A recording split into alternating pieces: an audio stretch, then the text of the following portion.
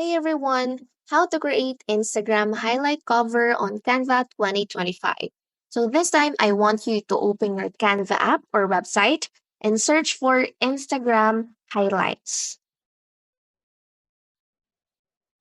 Okay, Canva offers a variety of free templates to get you started, or you can create your own from scratch. So this time, once you have chosen your template, you have to choose a background image or color that matches your brand aesthetic. Add a circle frame or shape to create visually appealing outline for your cover. And as you can see, we already have that in here. Add an icon or image that represents the content of your highlight. You can search for Canvas library and just add your own by uploading it here. Well, it still depends on you.